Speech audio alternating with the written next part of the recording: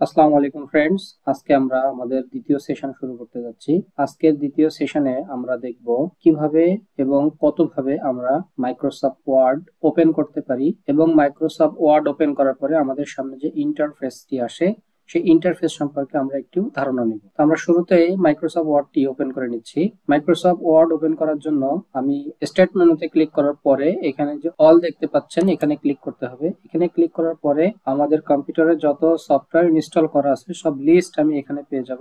এখান থেকে আমি মাইক্রোসফট ওয়ার্ডটি খুঁজে বের করব অথবা মাইক্রোসফট অফিস এই অপশনটি খুঁজে বের করব। ওয়ার্ড আমাদের ডাব্লিউ তে থাকবে, আমরা ডাব্লিউ তে চলে যাচ্ছি। এই যে ডাব্লিউ এর ভিতরে এই যে ওয়ার্ড, এইটাতে আমি একটা ক্লিক করলাম। ক্লিক করার পরে আমাদের মাইক্রোসফট ওয়ার্ডটি ওপেন হয়ে যাবে। এইটা একটা প্রসেস, এইভাবে আপনি ওপেন করতে পারেন। আর একটা প্রসেস হচ্ছে, যদি ডেস্কটপে আমি একটা মাইক্রোসফট ওয়ার্ড ফাইল ওপেন করতে চাই বা ডকুমেন্ট ওপেন করতে চাই, তাহলে আমি এখানে রাইট বাটন ক্লিক করব। রাইট বাটন ক্লিক করার পরে নিউ, এই নিউ থেকে আমি চলে আসব মাইক্রোসফট ওয়ার্ডে। এই মাইক্রোসফট ওয়ার্ডে আমি এখানে ক্লিক করলে আমাদের মাইক্রোসফট ওয়ার্ড একটি ফাইল তৈরি হবে। এই যে এখানে মাইক্রোসফট ওয়ার্ড এর যে নেমটি দেওয়া আছে, নিউ মাইক্রোসফট ওয়ার্ড ডকুমেন্ট, এটি আমি রিনেম করে নিতে পারি। যেভাবে আপনাদের দেখিয়েছিলাম ফোল্ডার রিনেম করতে হয়, সেম একই প্রসেসে। নিউ ওয়ার্ড এটি লিখলাম এবং এটির পরে এই যে .docx এটি হচ্ছে এক্সটেনশন। এটি দেখে বোঝা যাবে যে এটি একটি ওয়ার্ড প্রসেসিং সফটওয়্যার। আইডেন্টিফাই করার জন্য এটি হচ্ছে এক্সটেনশন। যদি আমার কম্পিউটারে মাইক্রোসফট অফিস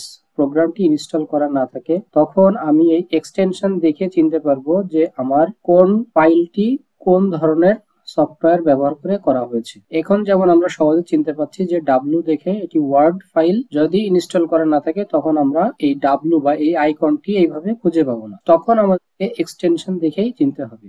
এক্সটেনশন বিষয়টি খুবই গুরুত্বপূর্ণ। তাহলে এইভাবে আমরা আমাদের ওয়ার্ড ফাইল বা ডকুমেন্ট ওপেন করতে পারি। আর একটা প্রসেস, এই যে গত সেশনে ফার্স্ট সেশনে আমি দেখিয়েছিলাম টাস্ক বারে কিভাবে পিন করে রাখতে হয়। যদি আপনারা আমার ফার্স্ট সেশনটি না দেখে থাকেন তাহলে আই বাটনে ক্লিক করুন, এখান থেকে আপনি ফার্স্ট সেশনটি দেখে আসতে পারেন। আমি এখানে ক্লিক করেও মাইক্রোসফট ওয়ার্ডটি ওপেন করতে পারি। ডকুমেন্টটি ওপেন করার পরে আমাদের যে ইন্টারফেসটি আসবে সেটি হচ্ছে এরকম। এই যে এখানে আছে হোম, এটা হচ্ছে নিউ, এটা হচ্ছে ওপেন। নিউতে আপনি ক্লিক করলে একটা নতুন ব্ল্যাঙ্ক পেজ আপনার সামনে আসবে। এই যে এখান থেকে ব্ল্যাঙ্ক ডকুমেন্ট, আপনি ব্ল্যাঙ্ক ডকুমেন্ট এখানে পেয়ে যাবেন। অথবা আপনি হোমে থাকাকালীন এই যে ব্ল্যাঙ্ক ডকুমেন্ট, এটিতেও আপনি একটা নতুন ডকুমেন্টে অ্যাক্সেস নিতে পারেন। আর ওপেন হচ্ছে যদি আপনার কোনো প্রিভিয়াস ওয়ার্ড ফাইল সেভ করা থাকে, সেইটি আপনি ওপেন করার জন্য এই ওপেনে যাবেন। যাওয়ার পরে আপনি আপনার লোকেশনটি দেখিয়ে দেবেন ব্রাউজ থেকে যে কোথায় আপনার সেটি সেভ করা ছিল বা কোন ড্রাইভে কোন ফোল্ডারে, সেখান থেকে আপনি সেটি ওপেন করে নিয়ে আসতে পারবেন।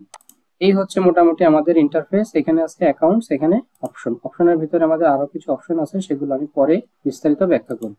তো আমি ফাইল থেকে এখানে নিউ ব্ল্যাঙ্ক ডকুমেন্ট ওপেন করে নিচ্ছি। ব্ল্যাঙ্ক ডকুমেন্ট ওপেন করার পরে আমাদের সামনে এরকম ইন্টারফেসটি আসবে।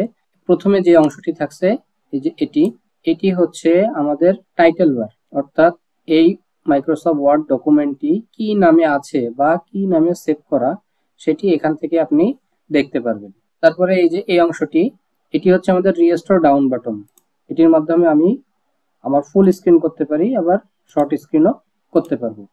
আর এটি হচ্ছে আমার মিনিমাইজ বাটন, অর্থাৎ এই প্রোগ্রামটি আমি ক্লোজ না করে মিনিমাইজ করে রাখতে পারি, রেখে অন্য কাজ সম্পন্ন করতে পারি বা অন্য প্রোগ্রামে অ্যাক্সেস করতে পারি। আবার এই টাস্ক বার থেকে আমি এখানে এসে ক্লিক করলে আবার আমার মাইক্রোসফট ওয়ার্ড প্রোগ্রামটি ওপেন হবে। আর এটি হচ্ছে ক্লোজ বাটন, অর্থাৎ একেবারে যদি আমি মাইক্রোসফট ওয়ার্ড প্রোগ্রাম থেকে বের হয়ে যেতে চাই তখন এই ক্লোজ বাটনে আমি ক্লিক করতে পারি। তো আমি এটি ফুল স্ক্রিন করে নিচ্ছি। ফুল স্ক্রিন করে নেওয়ার পরে এখানে আছে সেভের একটি আইকন, এখান থেকে আপনারা সেভ করতে পারেন। তারপরে আছে এখানে, এটা হচ্ছে কুইক অ্যাক্সেস টুলবার, অর্থাৎ আমাদের প্রয়োজনীয় যে মেনুগুলো প্রয়োজন হয় সেটার একটা লিস্ট এখানে আপনার পেয়ে যাবেন। কুইক অ্যাক্সেস টুলবার, এটা আপনারা মডিফাই করতে পারবেন, রিঅ্যারেঞ্জ করতে পারবেন। সেটি কিভাবে করতে হবে যদি আপনারা শিখতে চান তাহলে কমেন্টে জানাবেন, আমি সেটির একটি সেশন আপনাদেরকে দেখাবো। তারপরে এটি হচ্ছে মেনুবার, এই যে ফাইল, হোম, ইনসার্ট, ড্র, এই পুরোটাই হচ্ছে মেনুবার। এবং মেনুবারের নিচে যে অংশগুলো আছে এটা হচ্ছে সাব মেনুবার। এইগুলো হচ্ছে সাব মেনুবার। যেমন হোমের আন্ডারে এখানে ক্লিপবোর্ড আছে,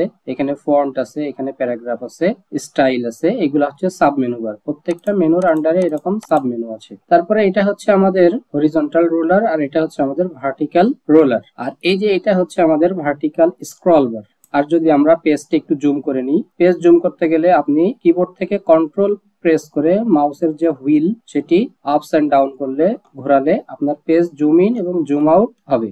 আবার এই যে নিচে এই অংশ থেকে আপনি প্লাসে ক্লিক করলে পেজ আপনার জুম ইন হবে, আবার এই মাইনাস চিহ্নে ক্লিক করলে পেজ জুম আউট হবে। জুম ইন করে নিলে আমি এখানে হরিজন্টাল স্ক্রল বারটি পেয়ে যাচ্ছি, আর ডান পাশের এটি ভার্টিক্যাল স্ক্রল বার। আমাদের নিচে বাম পাশে এখানে পেজ নাম্বার দেখাচ্ছে, অর্থাৎ এই ডকুমেন্টে আমার একটা পেজ আছে, এই জন্য একটা পেজই দেখাচ্ছে। আমি যদি এই ডকুমেন্টে একাধিক পেজ নিই, তাহলে এখন এই যে পেজ 2 অফ 2, অর্থাৎ আমি দুইটা পেজের মধ্যে দ্বিতীয় পেজে অবস্থান করছি। আমি যদি 1 নম্বর পেজে চলে আসি, তাহলে 2 অফ 1, কত নম্বর পেজে আমি আছি এটা এখানে দেখাবে।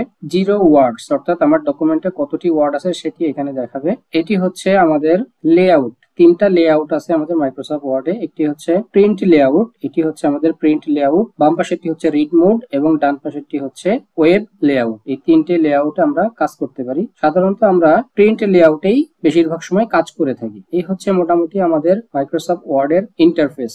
তো ধন্যবাদ সকলকে আজকে আমাদের দ্বিতীয় সেশনের সাথে থাকার জন্য। আমাদের সেশন সম্পর্কে যদি আপনাদের কোনো ভালো লাগা এবং বিশেষ কোনো ডিমান্ড থাকে, তাহলে অবশ্যই সেটি কমেন্টে জানাবেন এবং চ্যানেলটি সাবস্ক্রাইব করে সাথে থাকবেন পরবর্তী গুরুত্বপূর্ণ সেশনগুলো যেন আপনি জানতে পারেন।